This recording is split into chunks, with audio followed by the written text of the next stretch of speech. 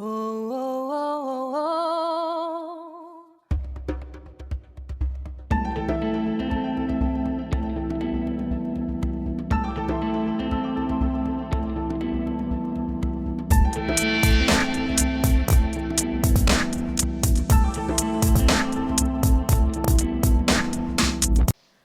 Bonjour à tous, nous voici donc à la 4e étude consacrée à l'évangile de Matthieu, 4e étude où l'on va commencer le chapitre 2 et notamment les premiers versets du chapitre 2. Donc pour ceux qui n'ont pas suivi les premières études, vous trouverez tous les liens dans la description. Dans ce deuxième chapitre de son évangile, Matthieu raconte la naissance de Jésus à Bethléem. Mais l'accent n'est pas mis sur Jésus, sur sa naissance, mais sur les mages et Hérode, ainsi que sur les prophéties de l'Ancien Testament, quelques prophéties de l'Ancien Testament, notamment 2 prophéties en particulier. Rappelons que Matthieu s'adresse à des Juifs qui connaissent la loi et les prophètes. Et son but est de montrer que Jésus est le Messie, le Christ, afin que les Juifs puissent se convertir. C'est pour cela qu'il fait souvent référence aux prophéties de l'Ancien Testament, afin de montrer que tout a été fait selon ce que Dieu avait révélé aux prophètes. Dans cet article, dans cette vidéo, nous nous pencherons sur les versets 1 à 6 du chapitre 2 afin d'établir le climat politique et spirituel qui régnait à l'époque de la naissance de Jésus. Lisons ensemble Matthieu chapitre 2 versets 1 à 6. Jésus étant né à Bethléem en Judée au temps du roi Hérode, voici, des mages d'Orient arrivèrent à Jérusalem et dirent : où est le roi des Juifs qui vient de naître ? Car nous avons vu son étoile en Orient et nous sommes venus pour l'adorer. Le roi Hérode, ayant appris cela, fut troublé, et tout Jérusalem avec lui. Il assembla tous les principaux sacrificateurs et les scribes du peuple, et il s'informa auprès d'eux où devait naître le Christ. Ils lui dirent : à Bethléem, en Judée, car voici ce qui a été écrit par le prophète. Et toi, Bethléem, terre de Juda, tu n'es certes pas la moindre entre les principales villes de Juda, car de toi sortira un chef qui paîtra Israël, mon peuple. Encore une fois, j'ai pris la traduction de Louis II puisque c'est la plus lue en France. Cette première lecture du texte amène à faire plusieurs remarques. Matthieu ne raconte pas en détail la naissance de Jésus, contrairement à Luc, et on le verra plus tard quand on va étudier l'évangile de Luc, qui donne des détails qui permettent de dater l'événement dans l'histoire, notamment lorsqu'il précise que la naissance de Jésus est survenue pendant le recensement ordonné par Rome, comme on peut le lire en Luc chapitre 2 versets 1 et 2. En ce temps-là parut un édit de César Auguste ordonnant un recensement de toute la terre. Ce premier recensement eut lieu pendant que Quirinius était gouverneur de Syrie. Donc on peut dater historiquement puisqu'on connaît César Auguste, on sait quand il a promulgué cet édit et on sait qui était Quirinius et quand il a gouverné la Syrie. Donc on peut dater précisément la naissance de Jésus. Donc Luc donne des détails historiques attestés et ainsi, avec tous ces détails-là, on peut situer la naissance de Jésus. On nous a toujours dit que Jésus était né à l'an 0 et donc sa naissance dans le christianisme a servi de point de départ à la nouvelle ère. Or, Jésus-Christ est né en -7, en vérité avant notre ère. Il y a donc eu une erreur de calcul qui n'a jamais été rectifiée.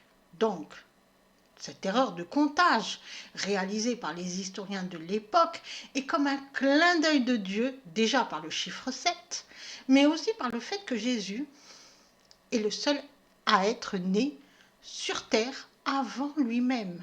C'est incroyable, incroyable. Deuxième remarque, notons aussi qu'à aucun moment le texte biblique ne nous parle de roi mage. C'est la tradition humaine qui nous a amenés à penser que ces mages étaient des rois. On ne nous a jamais dit qu'ils étaient des rois. Jamais, le texte ne le dit à aucun moment. Il s'agit en effet de mages, mais à aucun moment on nous dit qu'ils étaient rois. Enfin, troisième remarque, de la même manière, à aucun moment le texte biblique ne précise qu'ils étaient trois. Il y avait effectivement plusieurs mages, ça c'est ok, mais on n'en connaît pas le nombre. Cette croyance qu'il y avait trois mages vient d'Origène, considéré comme le père de l'exégèse biblique au début du IIIe siècle de notre ère. Ce dernier, par différents recoupements et surtout par le fait que ces mages apportent trois cadeaux, a considéré qu'il y avait trois mages. Mais cela, le texte biblique ne nous le dit pas. À aucun moment le texte biblique ne permet de le dire. Maintenant que tout ceci est posé, on va s'intéresser au sens de chaque verset. Relisons les versets 1 et 2. Jésus étant né à Bethléem en Judée au temps du roi Hérode, voici, des mages d'Orient arrivèrent à Jérusalem et dirent : où est le roi des Juifs qui vient de naître ? Car nous avons vu son étoile en Orient et nous sommes venus pour l'adorer. Au temps du roi d'Hérode. Jésus-Christ est né à Bethléem et on verra pourquoi cette ville est importante parce qu'elle a un rapport avec la prophétie. Il est né au temps du roi d'Hérode. Pourquoi ? Pourquoi cette précision ? Pourquoi Matthieu nous précise-t-il cela ? Pour une question de dater l'événement dans l'histoire, me diriez-vous, afin que l'on sache à quelle période est né Jésus-Christ. Mais Luc est beaucoup plus précis dans ce domaine. Que veut nous dire Matthieu ? En fait, si on prend comme principe que Matthieu s'adresse aux Juifs, il veut tout simplement rappeler à ces Juifs-là à quelle période historique est né Jésus, puisque le Juif connaît son histoire. Il faut savoir que dans l'histoire d'Israël et du peuple juif, la période hérodienne, qui se situe entre 34 avant Jésus-Christ et 4 avant Jésus-Christ, est la pire, non pas en termes de violence, bien qu'elle a été très violente, mais plutôt en termes d'une augmentation du paganisme qui a débordé sur le judaïsme. En effet, à cette époque, non seulement les pharisiens avaient ajouté de la parole à la parole de Dieu, créant de nouvelles lois qui n'étaient pas divines, mais qui reposaient sur des préceptes humains, mais les Romains avaient, quant à eux, exigé de nommer les souverains sacrificateurs du temple. On peut dire que cette période hérodienne était vraiment la période la plus sombre de l'évolution du judaïsme, du fait que les Romains nommaient les souverains sacrificateurs, qui n'étaient pas juifs, mais de culture romaine pour la plupart. Il y a eu aussi des Grecs. Le paganisme était entré au sein du judaïsme avec force et cela commençait à poser de sérieux problèmes. Tout s'effondrait, la foi s'effondrait. Il n'y avait plus rien de sacré, tout était bafoué. Ajoutons que les pharisiens, les sadducéens, etc., avaient ajouté de la parole à la parole de Dieu, je l'ai déjà dit, et je le répète parce que c'est très très important, et donc tout était bancal, mensonger. On avait donc le paganisme plus le mensonge. D'un côté le paganisme, donc l'idolâtrie à de faux dieux, de l'autre le mensonge, le tout se mêlant pour arriver à un culte de l'ego, un culte idolâtre bien loin de la parole de Dieu. Aujourd'hui, on peut noter la même chose au sein des églises. Des personnes qui ne sont pas croyantes en ont pris le contrôle et beaucoup de courants religieux chrétiens ont ajouté de la parole à la parole de Dieu pour suivre une tradition et des coutumes humaine. Il y a, comme ce fut le cas à l'époque, beaucoup d'hérésies qui se sont glissées dans les cultes religieux et l'on y voit l'infiltration d'un néopaganisme avec toutes ces doctrines qui mêlent le culte des anges ou des saints, etc. à Dieu. Nous revenons spirituellement à la même époque de la naissance de Jésus. On refait exactement la même chose. Ajoutons que Hérode s'était proclamé roi de la Judée après la révolte des Maccabées et avait pris le pouvoir politique de force aux prêtres qui dirigeaient la Judée. Et pour écarter toute rivalité politique qui était susceptible de renverser son pouvoir, il avait fait assassiner son épouse légitime, Marianne, ainsi que plusieurs de ses enfants. On peut dire que Jésus-Christ qui est arrivé dans le monde au pire moment de l'histoire de l'humanité, au moment où tout semblait se perdre, où tout semblait être en déliquescence, où l'humanité semblait se perdre. Et il reviendra dans le monde aussi dans un moment où tout semblera se perdre, où toutes les valeurs humaines seront inversées, où le bon sens aura fait place au non-sens, où chacun vouera un culte à l'ego. Ce sera le monde des insensés. Et les justes iront à contre-courant du monde qui court à sa propre perte.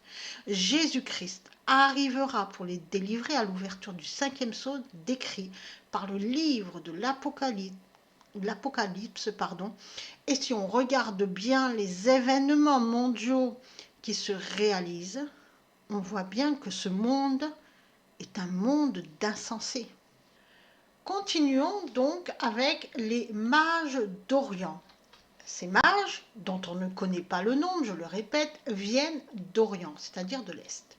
Si l'on prend une carte, que l'on part de Jérusalem, donc d'Israël, et que l'on se dirige vers l'Est, on va rencontrer différents territoires, notamment le territoire de l'Arabie Saoudite, du Qatar, du Pakistan, de l'Inde et plus loin encore de la Chine, de la Corée du Nord et du Sud. Donc on peut penser que ces mages venaient de ces territoires éloignés de l'actuelle Chine ou de l'Inde. Ces mages ont fait tout le trajet jusqu'à Jérusalem et à l'époque ils se déplaçaient essentiellement à pied ou à dos de cheval ou d'éléphant ou de chameau pour venir jusqu'à Jérusalem parce qu'ils avaient vu une étoile. Cela devait vraiment être très très très important pour entamer un tel voyage de plusieurs jours. Le mage, c'est magos dans le texte grec. Ce mot peut revêtir 3 sens. Le mage peut être le nom donné par les Babyloniens, les Chaldéens, les Mèdes, les Perses et autres aux hommes sages, enseignants, prêtres, médecins, astrologues, voyants, interpréteurs de rêves, augures, devins, sorciers. Ce sont ces mages qui ont le savoir, qui détiennent le savoir de parler aux 72 égaux. Et cela, je l'explique dans le dossier Les médias et l'ego, comment les médias ont récupéré ce savoir. C'est pour ça qu'on les appelle les médias, le peuple de Mède, pour justement programmer les égos. Donc je vous laisse aller le découvrir sur le blog Vérité et Délivrance. Le mage est aussi l'homme sage, oriental, astrologue ou astronome. Ces mages sont ceux qui ont découvert l'étoile et ont su que le Messie venait de naître. Ce sont ces mages-là que nous parle Matthieu. Et plus généralement, le mage est un faux prophète et un sorcier. Ici, Matthieu fait référence à ces hommes sages qui viennent d'Orient, donc ceux qui scrutaient les étoiles et qui avaient connaissance d'une prophétie. Continuons, car nous avons vu son étoile en Orient. Ici, donc de l'Orient, de là d'où ils venaient, ils ont vu l'étoile de qui? Du roi des Juifs qui vient de naître. Ici donc nous avons la confirmation que ces mages étaient des astrologues et des astronomes, ils scrutaient les étoiles, ils scrutaient le ciel. Ils ont vu son étoile au roi des Juifs qui vient de naître et ils sont venus l'adorer. Donc ces mages venus d'Orient, de l'Est, attendaient la venue de Jésus-Christ, attendaient la venue du roi des Juifs et ils viennent l'adorer.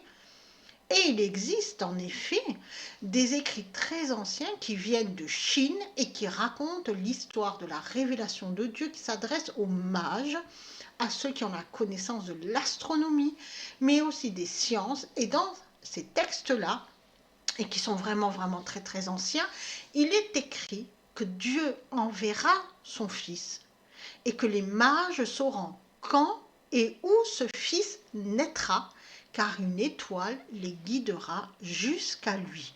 Donc, ce savoir-là, les mages se le donnaient de mage en mage, si on peut dire comme ça, et donc tous, ils attendaient eux aussi ce Fils de Dieu qui devait arriver, et ils savaient qu'une étoile allait les guider vers lui.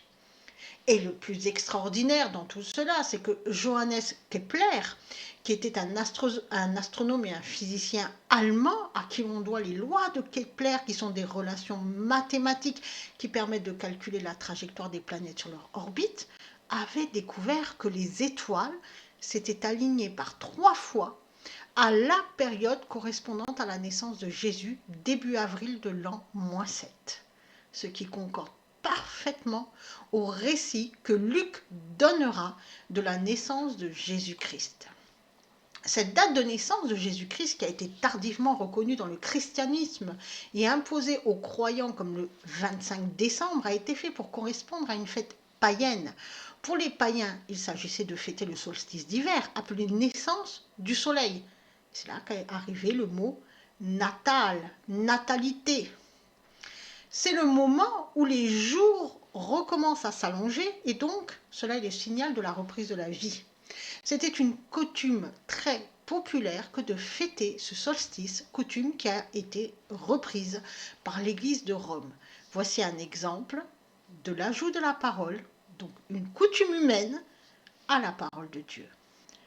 Les versets suivants, les versets 3 à 5, relisons-les ensemble. Le roi Hérode, ayant appris cela, fut troublé, et tout Jérusalem avec lui.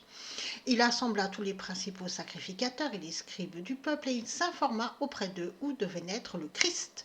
Ils lui dirent à Bethléem, en Judée, car voici ce qui a été écrit par le prophète. Et toi, Bethléem, terre de Juda, tu n'es certes pas la moindre entre les principales villes de Juda, car de toi sortira un chef qui paîtra Israël, mon peuple.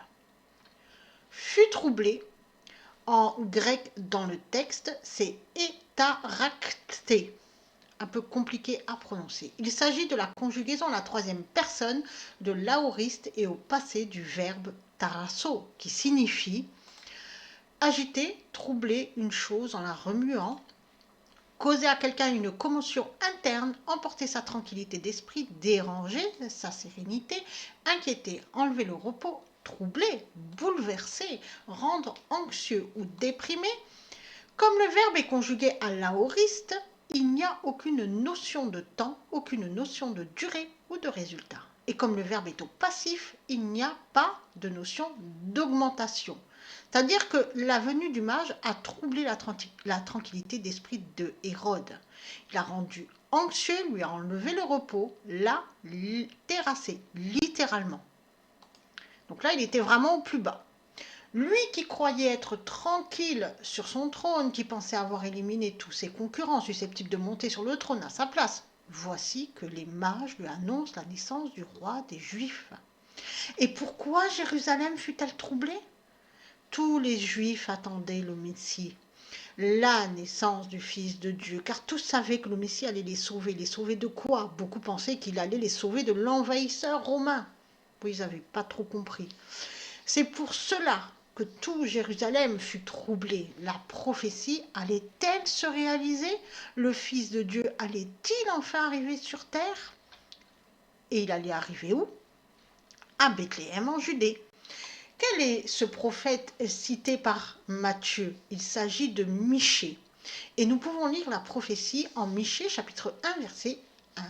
Et toi, Bethléem Ephrata, petite pour être entre les milliers de Juda, c'est de toi que me sortira celui qui doit être dominateur en Israël et dont l'origine est dès les temps anciens, dès les jours éternels. Tous les prêtres et les scribes connaissaient cette prophétie de Michée. Le Messie devait naître à Bethléem en Judée et c'est justement là que l'étoile menait les mages. Bethléem en grec ancien, c'est Bethléem, littéralement la maison du pain. Cette ville, ou plutôt ce petit village de 200 habitants, pas plus à cette époque, était situé à environ 10 km au sud de Jérusalem.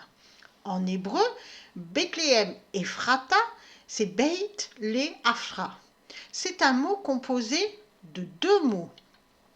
D'un côté, nous avons Baït, qui signifie maison, foyer, demeure, et de l'autre, Afar, qui signifie terre sèche, poussière, poudre, cendre, terre, sol mortier, rebut. Donc Bethléem était une terre sèche, mais de cette terre sèche naîtra le pain vivant descendu du ciel. Et effectivement, Jésus-Christ est le pain vivant et l'eau vive. Et il est celui qui fait vivre, qui nourrit l'esprit pour le rendre vivant. C'est pour ça qu'après, cette ville signifie la maison du pain. De terre sèche, elle est passée à la maison du pain. Ainsi, rien que par la prophétie de la naissance de notre Seigneur Jésus-Christ, on comprend que Jésus redonne vie, même aux esprits les plus arides. Soyez bénis. Oh.